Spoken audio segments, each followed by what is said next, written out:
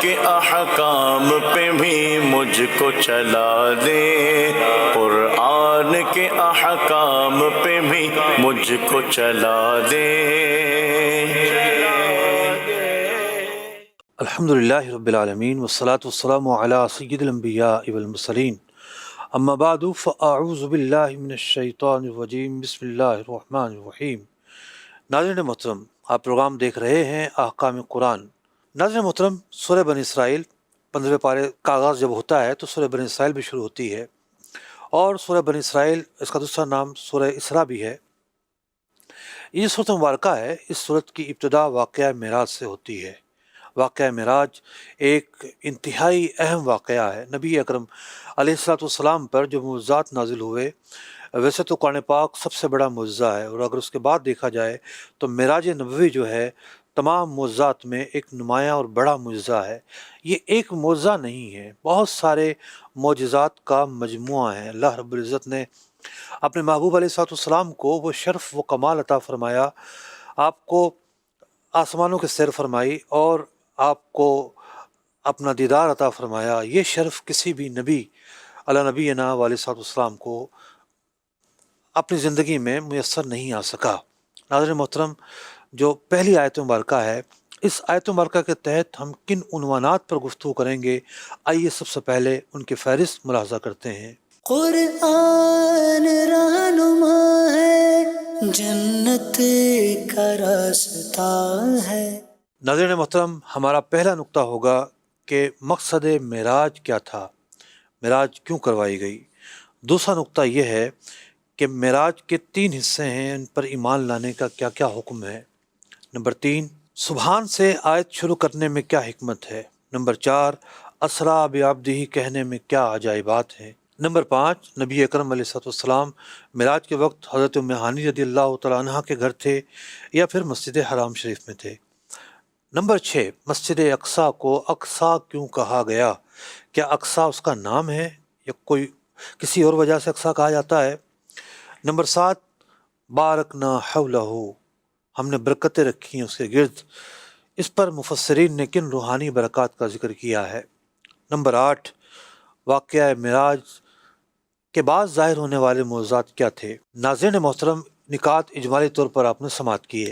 آئیے سب سے پہلے تو بڑھتے ہیں آیت مبارکہ کی تلاوت اور ترجمے کی طرف۔ قرآن رہنما ہے، جنت کا راستہ ہے۔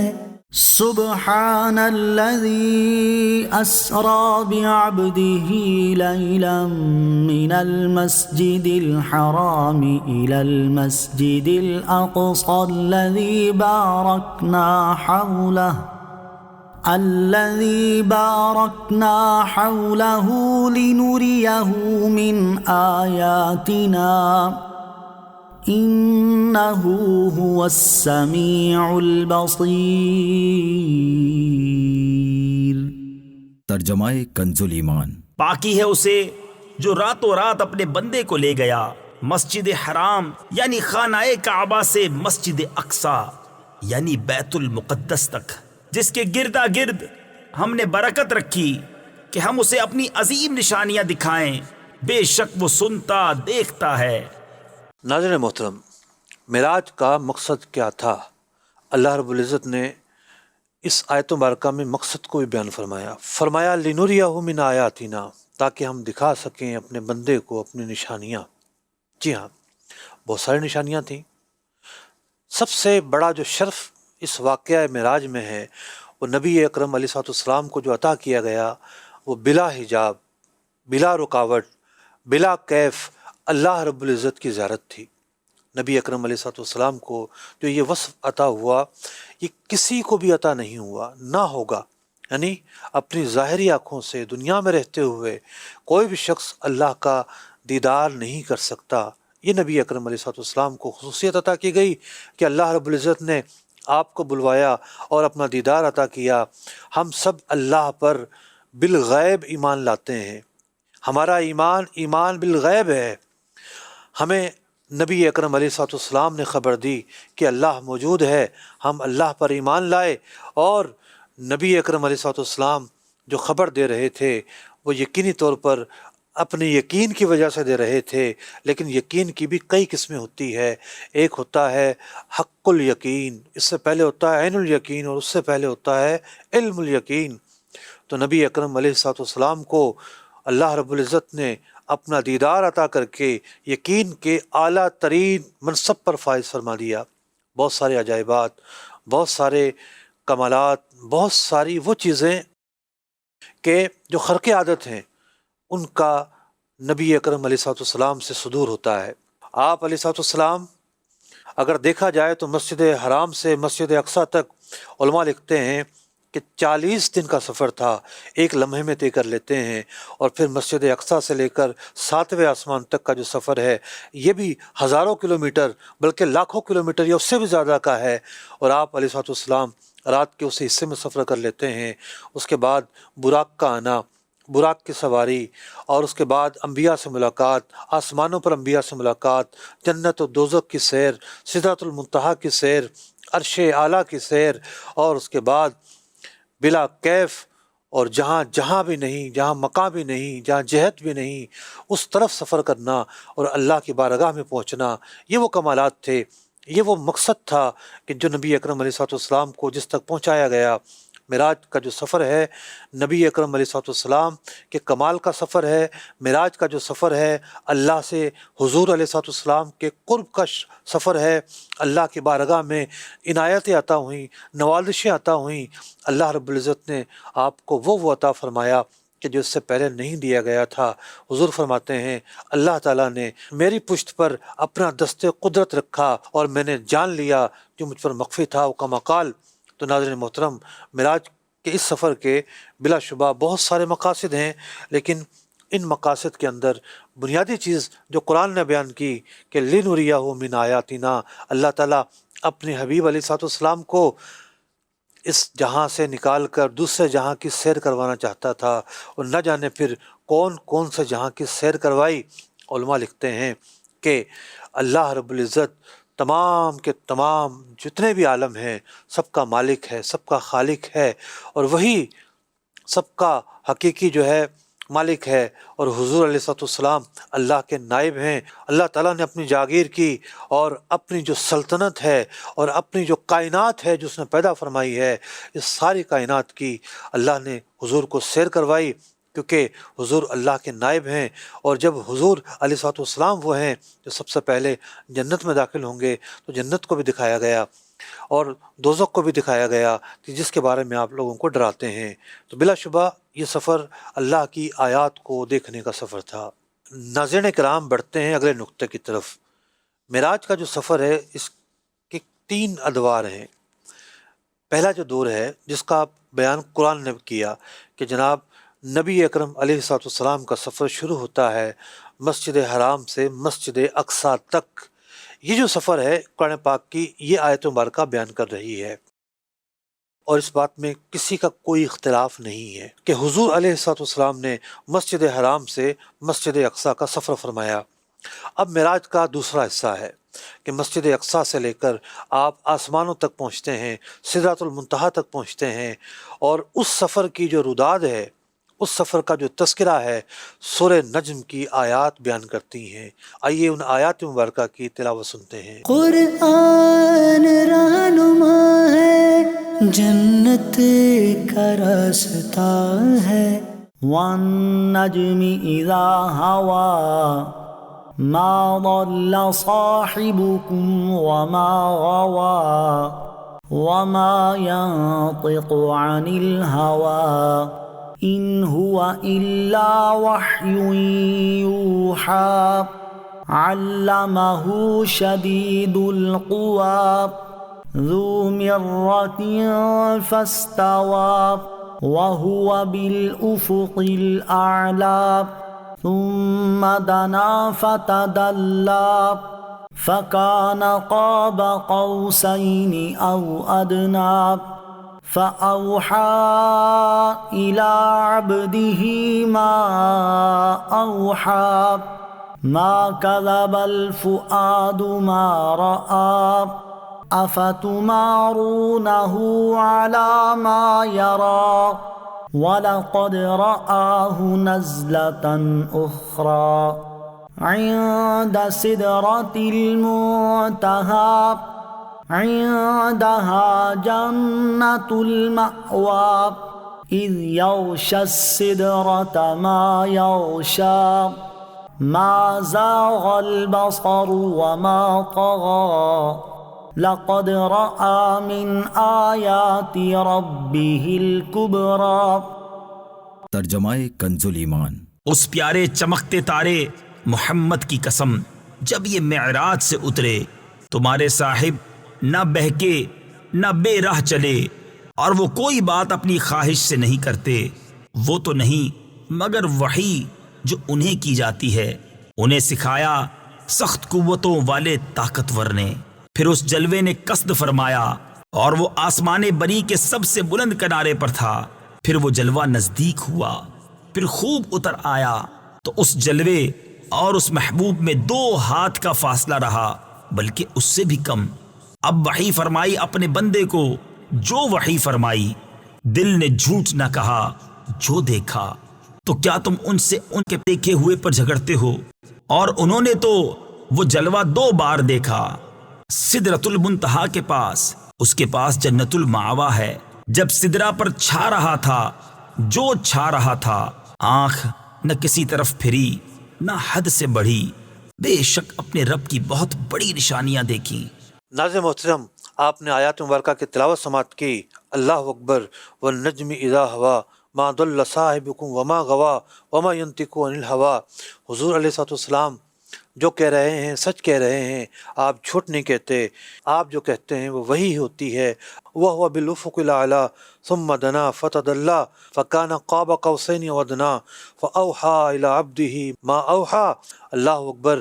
تیسرا جو سفر شروع ہوتا ہے سدرۃ المنتہا سے، لامکان کا سفر، اس کی طرف بھی اشارہ ہے کہ پھر اللہ رب العزت سے ملاقات ہوتی ہے۔ فَأَوْحَىٰ إِلَىٰ عَبْدِهِ مَا أَوْحَىٰ، اور اللہ رب العزت نے اپنے بندے کو جو کہنا تھا وہ کہا۔ ما کذب الفؤاد ما رہا، حضور علیہ السلام نے اطمینان سے سنا، اطمینان سے دیکھا۔ اللہ اکبر۔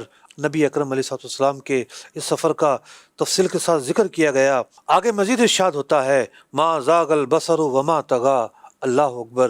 نبی اکرم علیہ السلام کی جو پر نور آنکھیں ہیں، ان آنکھوں میں مزید نور بھر گیا، یہ آنکھیں مزید پر نور ہو گئیں جب اللہ رب العزت کا دیدار کیا۔ اللہ رب العزت کے دیدار سے جب یہ آنکھیں مشرف ہوئیں تو کیا کہنے ان آنکھوں کے۔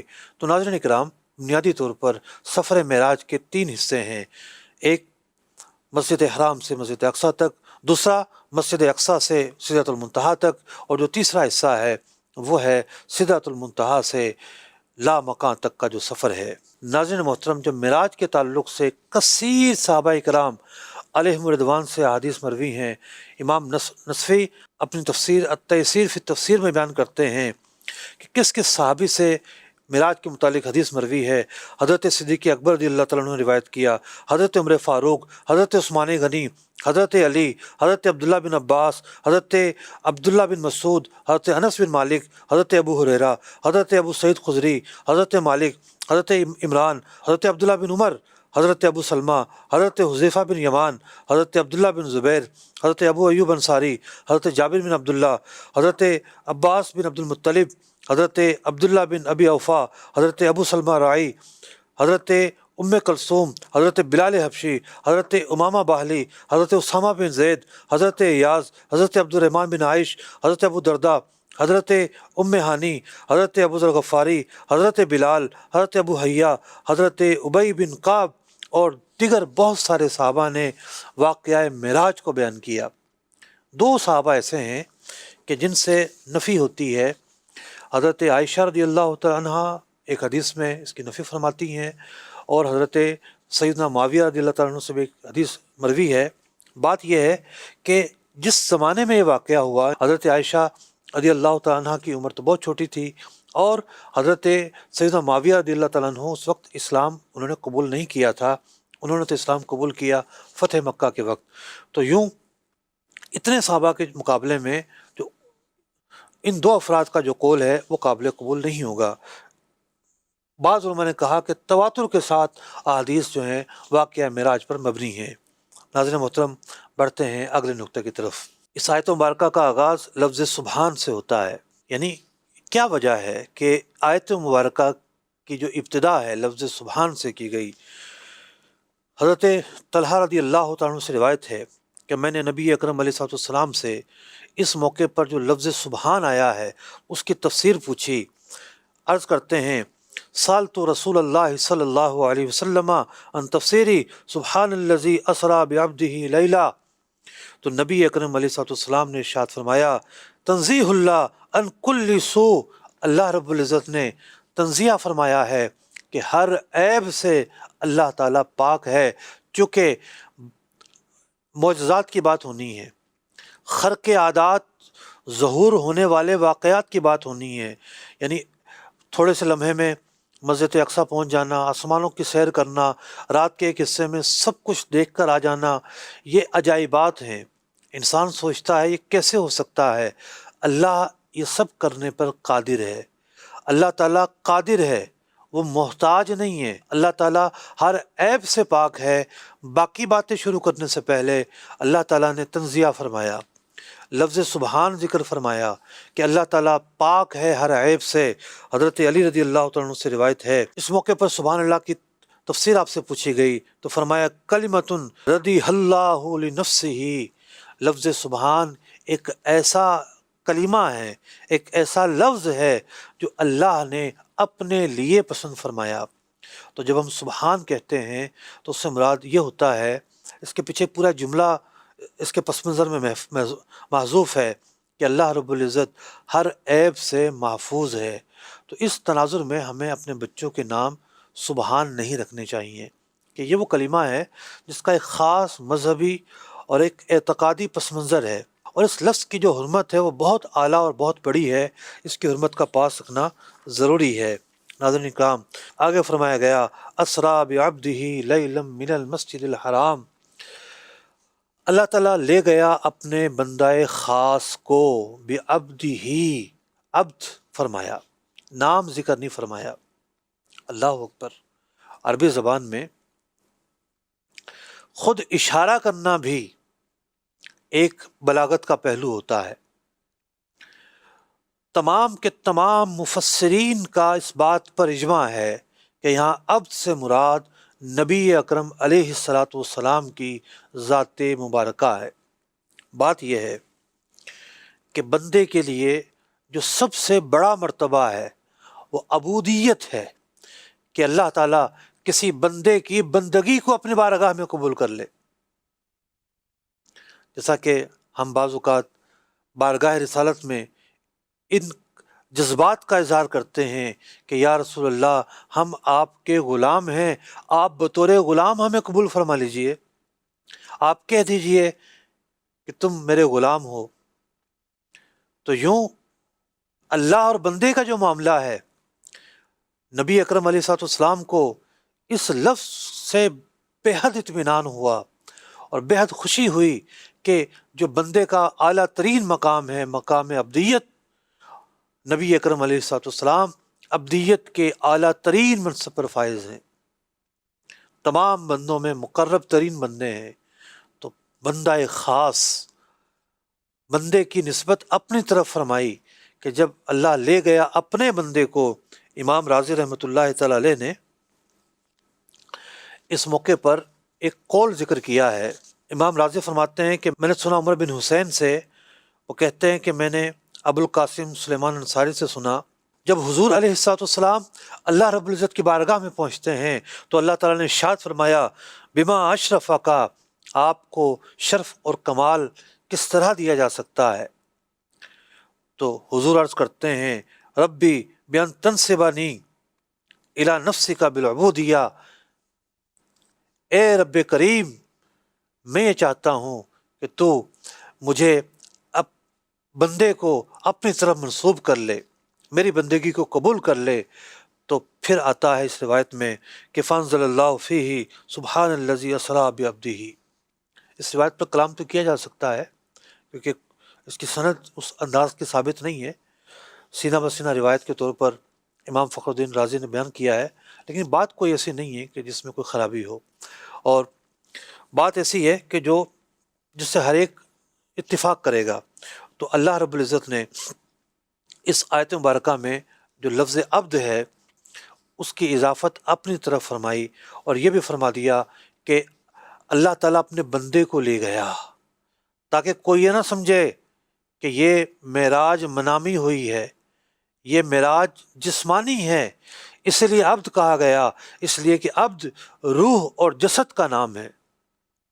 اگر معراج خواب کی ہوتی، منام کی ہوتی، نیند میں ہوتی، تو پھر یہ کہا جاتا کہ اللہ تعالیٰ لے گیا اپنے محبوب کی روح کو فلاں فلاں جگہ تک، بلکہ پورا عبد کہا گیا، اور جب فرد بیان ہوتا ہے تو اس سے مراد فرد کامل ہوتا ہے۔ تو ناظرین محترم، معراج جسمانی ہے، اللہ رب العزت نے اپنے محبوب علیہ الصلوۃ والسلام کو بلا شبہ جسمانی معراج عطا فرمائی۔ اس کے علاوہ کثیر مواقع پر آپ کو منامی معراج بھی عطا کی گئی، کثیر مواقع پر آپ نے جنت کی سیر کی، دیگر مقامات کی سیر کی۔ بہت ساری احادیث میں سے واقعات ملتے ہیں کہ میں نے خواب دیکھا، میں وہاں لے جایا گیا، مجھے یہاں لے جایا گیا، میں نے یہ واقعات دیکھے۔ جو آپ نے خواب میں واقعات دیکھے وہ بھی سچے ہیں، کیونکہ انبیاء کے جو خواب ہوتے ہیں وہ بھی وہی ہوتے ہیں، لیکن یہ دو الگ الگ واقعات ہیں۔ منامی واقعات الگ ہیں، اور جو اس معراج میں واقعات پیش آئے جو کہ آپ کا سفر جسمانی تھا، وہ واقعات جدا ہیں۔ واقعات دونوں ہیں، بعض لوگ دونوں کو ایک سمجھ لیتے ہیں، اور بعض لوگ یہ سمجھتے ہیں کہ معراج صرف ایک ہی طرح کی ہوئی ہے۔ ایسا نہیں ہے۔ بڑھتے ہیں اگلے نقطہ کی طرف۔ اس آیت مبارکہ میں فرمایا گیا کہ سبحان الذی اسریٰ بعبدہ لیلا من المسجد الحرام، اللہ تعالیٰ لے گیا اپنے بندہ خاص کو مسجد حرام سے۔ بات یہ ہے کہ روایات مختلف طرح کی ہیں۔ ایک روایت میں آتا ہے کہ بیننا فی المسجد الحرام، کہ میں مسجد حرام میں تھا، فی الحجری عند البیت، اپنے حجرے میں تھا جو کہ مسجد حرام کے قریب تھا۔ ایک روایت میں ہے کہ آپ حضرت سیدنا ام ہانی رضی اللہ تعالیٰ عنہ کے گھر تھے، اور ایک روایت میں یہ ہے کہ آپ حتیم میں بیٹھے ہوئے تھے، حتیم میں تشریف فرما تھے۔ مختلف طرح کی روایات ہیں۔ تو اگر تو حجرہ یا حضرت سیدہ ام ہانی رضی اللہ تعالیٰ عنہ کا گھر مراد لیا جائے تو پھر مراد ہوگا کہ حرم سے مراد پورا حرم ہے، یعنی ایک مسجد حرام کو بھی حرم کہتے ہیں، اور مکہ مکرمہ میں واقع جو پورا حرم ہے اس کو بھی حرم کہتے ہیں۔ اور قرآن پاک نے مختلف جگہوں پر حرم بول کر پورا حرم بھی مراد لیا ہے، جیسا کہ فرمایا گیا فلا یقرب المسجد الحرام، اب جو لوگ ہیں یہ مسجد حرام کے قریب نہیں آئیں گے۔ تو پورے حرم میں کفار کا داخلہ منع ہے۔ ایک اور آیت میں ارشاد ہوتا ہے وَصَدُّوكُمْ عَنِ الْمَسْجِدِ الْحَرَامِ، اور یہ آپ کو مسجد حرام سے روکتے ہیں، حالانکہ کفار نے حرم میں ہی داخلہ روکا تھا۔ تو ناظرین محترم، اکثر مفسرین کا یہ قول ہے کہ حضور علیہ الصلوۃ والسلام کا جو سفر ہے اس کا آغاز مسجد حرام سے ہوا، لیکن بعض روایات میں حضرت سیدہ ام ہانی اور یا حضور علیہ الصلوۃ والسلام کا جو اپنا حجرہ مبارکہ تھا وہاں کا ذکر بھی آیا ہے، لیکن دونوں میں کوئی منافات، کوئی تضاد مراد نہیں ہے۔ اگر مسجد حرام سے پورا حرم مراد لے لیا جائے تو تمام کے تمام معنی کو یہ آیت مبارکہ کا جو حصہ ہے وہ شامل ہوتا ہے۔ بڑھتے ہیں اگلے نقطے کی طرف۔ مسجد اقصیٰ کا نام اصل تو بیت المقدس ہے، لیکن اقصیٰ کے طور پر وہ مشہور ہو گئی، یعنی اقصیٰ کے لاحقے سے مشہور ہو گئی۔ اس کی وجہ یہ ہے کہ حضور علیہ الصلوۃ والسلام نے ارشاد فرمایا کہ لا تشد الرحال الا الی ثلاثہ، زیارت کے لیے قصد نہیں کیا جائے گا مگر 3 جگہوں کا، مسجد حاضہ، مسجد نبوی شریف کا، میری اس مسجد کا، والمسجد الاقصیٰ، اور مسجد اقصیٰ کا، والمسجد الحرام، اور مسجد حرام شریف کا۔ تو حرمین طیبین کے مقابلے میں یہ مسجد سب سے زیادہ دور ہے۔ اقصیٰ کہتے ہیں دوری کو، جو چیز دور ہو، ان دونوں کے مقابلے میں یہ دور ہے، اس لیے اس جگہ کا نام اقصیٰ پڑ گیا اور پھر اسی نام سے یہ جگہ مشہور ہوئی۔ اصل تو بیت المقدس کہا جاتا ہے، اللہ تعالیٰ کا گھر ہے، وہ بھی ایک مسجد ہے، انتہائی مبارک مسجد ہے۔ حضرت سلیمان علی نبینا و علیہ الصلوۃ والسلام نے اس کی تعمیر فرمائی، اور کئی انبیاء علیہ السلام کے آثار وہاں موجود ہیں، انبیاء کے مزارات وہاں موجود ہیں، محبت وحی ہے، نزول وحی کی جگہ ہے، اولیاء کی جگہ ہے، انبیاء کی سرزمین ہے۔ تو اقصیٰ کہنے کی کیا وجہ تھی، یہ میں نے آپ کے سامنے بیان کی۔ بڑھتے ہیں اگلے نقطہ کی طرف۔ ناظرین محترم، ارشاد ہوتا ہے کہ لیلا من المسجد الحرام الی المسجد الاقصی الذی بارکنا حولہ، اللہ تعالیٰ لے گیا اپنے محبوب علیہ الصلوۃ والسلام کو مسجد حرام سے مسجد اقصیٰ تک، وہ مسجد اقصیٰ جس کے ارد گرد اللہ رب العزت نے برکتیں رکھی ہیں۔ برکتیں دو طرح کی ہوتی ہیں، ایک ہوتی ہے دنیاوی برکتیں، یعنی کسی زمین پر سبزے کا ہونا، کسی زمین پر نباتات کا ہونا، کسی آب و ہوا کا اچھا ہونا، کسی آب و ہوا کا معتدل ہونا، کسی جگہ کا ایسا ہونا کہ جہاں باغات ہوں، نہریں ہوں، دریا ہوں، پانی اویلیبل ہو، جو دنیاوی منافع ہیں وہ دستیاب ہوں۔ یہ جو برکات ہیں یہ دنیاوی برکات کہلاتے ہیں، اور اللہ رب العزت نے برکات کی اس قسم کا بھی تذکرہ قرآن پاک میں فرمایا ہے۔ چنانچہ اللہ رب العزت ارشاد فرماتا ہے لَفَتَحْنَا عَلَيْهِمْ بَرَكَاتٍ مِّنَ السَّمَاءِ وَالْأَرْضِ، سورہ اعراف میں ارشاد ہوتا ہے اللہ تعالیٰ نے ان پر اپنی برکات کھول دیں، آسمان کی برکات بھی کھول دیں اور زمین کی برکات بھی کھول دیں۔ تو یہاں مراد ہے دنیاوی برکات، آسمان کی برکت، آسمان سے پانی کا برسنا ہے، آسمان پہ سورج ہے، سورج کا معتدل ہونا ہے، آسمان سے برف بھی گرتی ہے، آسمان سے حرارت بھی پڑتی ہے، تو اس اعتبار سے ہر چیز کا معتدل ہونا، بارش کا برسنا، اور جو زمین کی برکتیں ہیں اس کی ایک لمبی فہرست ہے۔ ناظرین کرام، یہ تو وہ بات تھی کہ جس کو دنیاوی برکت کہتے ہیں، اور برکت کی ایک قسم وہ ہوتی ہے جو دینی برکت کہلاتی ہے۔ اللہ رب العزت حضرت عیسیٰ علی نبینا و علیہ الصلوۃ والسلام کی شان بیان کرتے ہوئے، ان کے اوصاف بیان کرتے ہوئے یہ فرماتا ہے کہ وہ کہتے ہیں وَجَعَلَنِي مُبَارَكًا، اللہ تعالیٰ نے مجھے بابرکت بنایا ہے، مجھے مبارک بنا کر بھیجا ہے۔ یہاں مبارک ہونے سے مراد آپ کی دینی برکت ہے۔ تو برکت کی دو قسمیں ہیں، ایک برکت دینی اور ایک برکت دنیاوی۔ اس آیت کو لے کر کوئی یہ نہیں کہہ سکتا کہ صرف وہاں برکت سے مراد سبزے ہیں، وہاں زیتون بہت ہوتا ہے، وہاں باغات بہت زیادہ ہیں، وہاں پانی بہت اچھا ہے، وہاں آب و ہوا بہت اچھی ہے۔ نہیں، جب قرآن مطلق کہہ رہا ہے تو ہم کون ہوتے ہیں تخصیص کرنے والے؟ مطلق کی جو دونوں اقسام ہیں، دونوں کے دونوں اقسام مراد ہوں گی۔ اور جب کسی مسئلے میں کیل و کال ہو تو رجوع کیا جاتا ہے مفسرین کی طرف کہ آج سے پہلے جو مفسرین ہیں انہوں نے اس آیت کی شان میں کیا بیان کیا۔ تو جناب امام فخر الدین رازی ہوں، امام ماتریدی ہوں، امام بغوی ہوں، دیگر مفسرین ہوں، اکثر مفسرین نے یہ لکھا کہ یہاں برکت سے مراد دونوں برکتیں ہیں۔ امام رازی کیا لکھتے ہیں؟ امام رازی لکھتے ہیں قیلا بالثماری والازہاری، ایک پہلو یہ ہے کہ برکت سے مراد دنیاوی برکتیں ہیں، پھلوں کا ہونا، باغات کا ہونا۔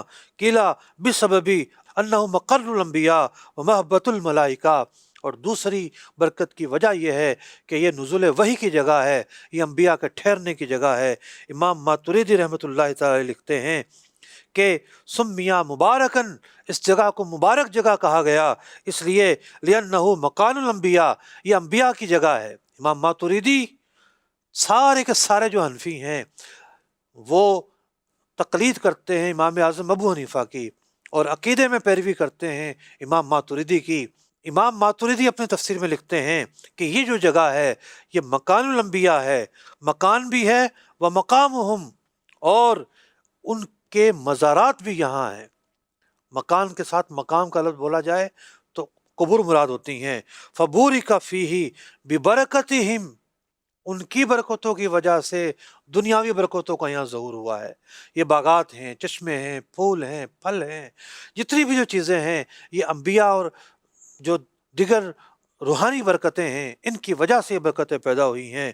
اور امام بغوی رحمۃ اللہ تعالی علیہ لکھتے ہیں کہ امام مجاہد فرماتے ہیں کہ سما ہو مبارکن، امام مجاہد تابعی ہیں اور ہر آیت کے ضمن میں ان کا قول مفسرین نقل کرتے ہیں، تو امام مجاہد بیان کرتے ہیں کہ مسجد اقصیٰ کے ارد گرد کے علاقے کو مبارک کہا گیا لِأَنَّهُ مَقَرُّ الْأَنْبِيَاء، یہ انبیاء کے ٹھہرنے کی جگہ ہے، محبت الملائکہ والوحی، وحی نازل ہونے، فرشتوں کے نازل ہونے کی جگہ ہے، اور قیامت بھی اسی جگہ پر قائم ہوگی۔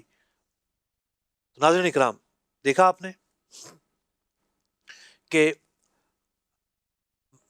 قبروں پہ کیوں جاتے ہو جناب؟ بلکہ بعض مفسرین نے تو اولیاء کا ذکر بھی کیا ہے، جیسا کہ امام نصفی رحمۃ اللہ تعالی علیہ، امام نصفی رحمۃ اللہ تعالی علیہ لکھتے ہیں فَإِنَّهُ مُسْتَقَرُّ الْأَنْبِيَاءِ وَالْأَوْلِيَاءِ وَفِيهِ قُبُورُ إِبْرَاهِيمَ وَإِسْمَاعِيلَ وَإِسْحَاقَ، یہ جگہ مبارک اس لیے ہے کہ یہ انبیاء اور اولیاء کے ٹھکانے کی جگہ ہے، اور اس میں حضرت ابراہیم علیہ السلام کی قبر مبارک، حضرت اسماعیل علیہ السلام کی قبر مبارک، حضرت اسحاق علیہ السلام کی قبر مبارک ہے، اور ان قبور کی وجہ سے اس جگہ کو مبارک جگہ کہا گیا ہے۔ امام نصفی آج کے نہیں ہیں، کو 500-600 سال پہلے کے ہیں۔ یہ جو مزارات اور قبور کا تصور اور عقیدت اور ان کو بابرکت سمجھنا، یہ کوئی آج کا عقیدہ نہیں ہے، صدیوں سے چلا آ رہا عقیدہ ہے، اور سارے کے سارے مفسرین کیا بیان کر رہے ہیں، پڑھنے کی ضرورت ہے، غور کرنے کی ضرورت ہے۔ بات یہ ہے، یہ مبارک جگہ ہے۔ حضرت بابا فرید رحمۃ اللہ تعالی علیہ یہ بھی جا کر مسجد اقصیٰ شریف میں چلا کرتے ہیں، بڑے بڑی اولیاء کرام کا وہاں پر جو ہے، کیونکہ برکت کی جگہ قرآن نے قرار دیا، یہ اس جگہ پہ جا کے برکت حاصل کرتے رہے ہیں۔ تو جو اللہ کے نیک بندوں کے مزارات ہیں، وہاں اللہ کی رحمتیں نازل ہوتی ہیں، اللہ تعالیٰ کی طرف سے برکتیں نازل ہوتی ہیں۔ ہم معاج شریف پر جاتے ہیں، حضور علیہ السلام کی قبر انور کے پاس پہنچتے ہیں، ہم یہ چاہتے ہیں ہم یہ کھڑے رہیں، کیونکہ ہمیں یہ یقین ہے کہ کسی اور جگہ پر برکت برس رہی ہو یا نہ برس رہی ہو، اس جگہ ضرور ملائکہ کا نزول ہو رہا ہے، اس جگہ ضرور اللہ کی رحمت برس رہی ہے۔ یہ وہ جگہ ہے جہاں ہمارے پیارے آقا علیہ السلام کا وجود مسعود تشریف فرما ہے۔ تو جہاں انبیاء کا وجود تشریف فرما ہو، اولیاء کا وجود تشریف فرما ہو، ان کے اپنے وجود کی برکتیں جدا ہوتی ہیں۔ تو یوں دینی برکتیں بھی مراد ہیں اور دنیاوی برکتیں بھی مراد ہیں۔ آج کے اس پروگرام میں تو ہم نے آیت کا سے لفظی ترجمہ بیان کیا ہے، کہ کس لفظ کا کیا پس منظر ہے، مختصر سا، اور کیا ترجمہ ہے۔ ورنہ دیکھا جائے تو احادیث میں بہت تفصیل کے ساتھ واقعات کو بیان کیا گیا ہے۔ حضرت سید احمد کاظمی صاحب رحمۃ اللہ تعالی علیہ نے مقالات کاظمی میں، آپ کا ایک رسالہ معراج پر ہے، اس میں مختلف احادیث کو ملا کر بڑا تفصیلی کلام کیا ہے، اور کہ واقعہ معراج جو ہے وہ کس طرح ظہور پذیر ہوا، نبی اکرم علیہ السلام براق پر سوار ہوئے، پھر آپ مسجد اقصیٰ پہنچے، وہاں پر آپ علیہ السلام نے انبیاء کی امامت فرمائی، اور اس کے بعد آپ علیہ السلام آسمانوں کی طرف سفر کیا، ہر آسمان پر کسی نہ کسی اللہ کے نبی سے ملاقات ہوتی ہے، پھر آپ سدرۃ المنتہا کے پاس پہنچتے ہیں، سدرۃ المنتہا کے اوصاف آپ کو بتائے جاتے ہیں، عرش اعلیٰ کی زیارت آپ کرتے ہیں، جنت و دوزخ کو ملاحظہ کرتے ہیں، اللہ رب العزت کی بارگاہ میں حاضری پاتے ہیں۔ وہاں سورہ بقرہ کی جو آخری 2 آیات ہیں، بلا کسی واسطے کے وہ آپ پر نازل ہوتی ہیں، اور 50 نمازوں کا تحفہ لے کر واپس آتے ہیں، اور اس کے بعد حضرت موسیٰ علیہ السلام ملتے ہیں، پھر وہ نمازیں 5 کم ہوتی 5 ہو جاتی ہیں، اور پھر آپ علیہ السلام اس سفر کے بعد دوبارہ تشریف لاتے ہیں، اور دوبارہ جب تشریف لائے، رات کا وہ لمحہ وہیں برقرار تھا جس کو آپ چھوڑ کر گئے تھے۔ گھڑی سے سیل نکال لیا جائے تو اس کی جو سوئی ہے اپنی جگہ ٹھہر جاتی ہے۔ حضور علیہ السلام تو اس جہاں کی جان ہیں، اور جب جان اس جہاں میں نہیں تھی تو یہ جہاں ٹھہر گیا تھا، اس جہاں کو قرار کا مطلب ہے رک جانا، وہیں کا وہیں رک گیا تھا، اور ساری حرکتیں بند ہو گئی تھیں، لہٰذا وقت ٹھہر گیا تھا، اور حضور علیہ السلام جب آتے ہیں اور لوگوں کو بتاتے ہیں کہ میں نے مسجد اقصیٰ کا سفر کیا، میں نے ساتواں آسمان کی زیارت کی، میں نے اللہ رب العزت کی زیارت کی، تو لوگ بڑا اس کو عجوبہ سمجھتے ہیں، یہ کیسے ممکن ہے کہ آپ رات کو ہمارے ساتھ تھے، رات کو سوئے ہیں یہیں پر، اور آپ سب کچھ رات کے ہی حصے میں دیکھ کر آ گئے ہیں۔ تو کچھ ایسے واقعات بھی ہوئے جن کا تعلق معراج کے بعد سے ہے۔ کئی معجزات کا ظہور معراج کے بعد ہوا۔ انہوں نے پوچھا بتائیے ہمارا قافلہ گیا تھا وہ کہاں ہے؟ حضور نے فرمایا تمہارے اس قافلے کو میں نے فلاں جگہ دیکھا۔ انہوں نے مسجد اقصیٰ کے بارے میں پوچھنا شروع کیا۔ آپ علیہ الصلوۃ والسلام نے مسجد اقصیٰ کی تمام تر علامتیں بیان کر دیں، گویا کہ مسجد اقصیٰ آپ کے سامنے رکھ دی گئی اور آپ نے اس کا دوبارہ مشاہدہ کیا اور وہیں کھڑے ہو کر مشاہدہ کر رہے ہیں اور ساری علامات بیان کر رہے ہیں۔ یہ لوگ مزید حیران ہوئے، اور کسی نے جادوگر کہا، کسی نے کیا کہا، لیکن حضرت صدیق اکبر رضی اللہ تعالیٰ عنہ نے فرمایا آقا میں آپ کی تصدیق کرتا ہوں، آپ جو کہہ رہے ہیں وہ سچ کہہ رہے ہیں، اور اسی دن کے بعد سے آپ کا لقب صدیق پڑ گیا۔ تو واقعہ معراج نبی اکرم علیہ الصلوۃ والسلام کی شان کو بیان کرتا ہے، واقعہ معراج نبی اکرم علیہ الصلوۃ والسلام کے کمالات کو بیان کرتا ہے، اور اس واقعہ معراج کے جو کمالات ہیں اس شاک کو بہت محبت کا سامان بخشتے ہیں۔ اس شاک کی جو ایک عشق و محبت کی زندگی ہے اس میں تر و تازگی کا باعث بنتے ہیں۔ تو یہی وجہ ہے کہ مسلمان 27 رجب کی رات کو بڑے اہتمام سے مناتے ہیں۔